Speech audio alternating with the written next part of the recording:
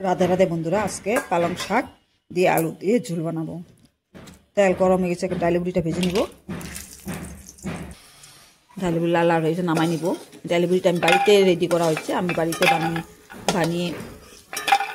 বানিয়েছি। এখন পাঁচফোড়ন সম্বাদ দিব।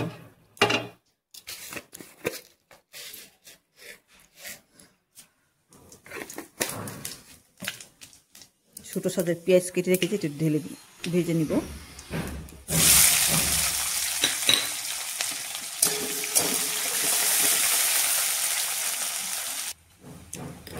এখন দুইটা মিডিয়াম সাইজের আলু কেটেছি, এটা এখন পেঁয়াজের সাথে ঢেলে ভেজে নিব।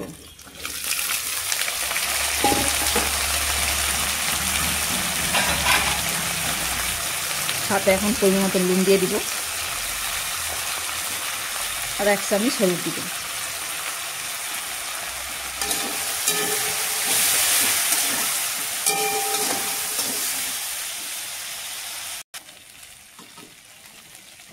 হলুদ আর নুনের সাথে আলুটা ভালো করে ভাজা ভাজা হয়ে গেছে। আর 1 কাপ টমেটো মিডিয়াম সাইজে ঢেলে দেব।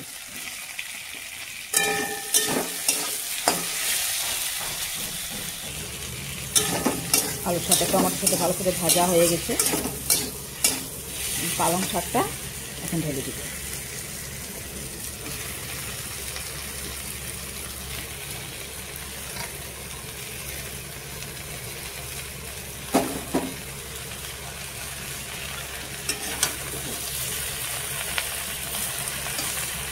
আলুর সাথে পালং শাকটা একটু ভালো করে নাড়াচাড়া করব।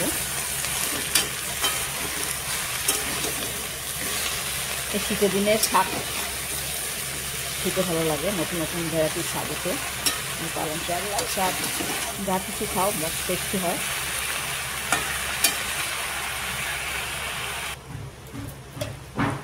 আলুর সাথে পালং শাকটা মিশে গেছে। এখন জিরা ধন্যা আর মরিচের পেস্টটা ঢেলে দিব।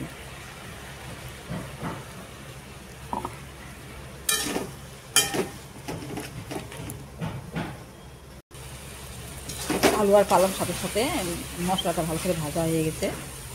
এখন পরিমাণ মতন জল দিয়ে দিব।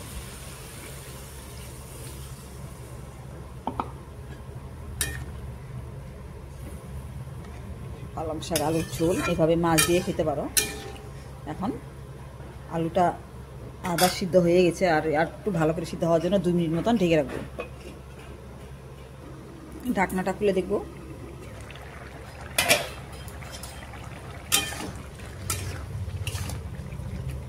আলুটা দেখবো এখন সিদ্ধ হয়েছে কিনা।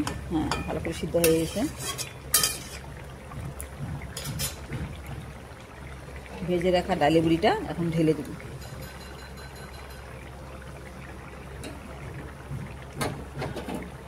বিলাতি ধনিয়া পাতা দিয়ে দিব।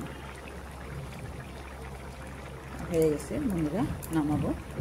এভাবে বানিয়ে খাবে পালং পাতা আলুর ঝোল, অসাধারণ টেস্টি লাগে। মাছ মাংসের থেকে বেশি ভালো লাগে। বানিয়ে খেয়ে দেখবে বন্ধুরা, তারপর বলবে রাধে রাধে বন্ধুরা। হয়ে গেছে।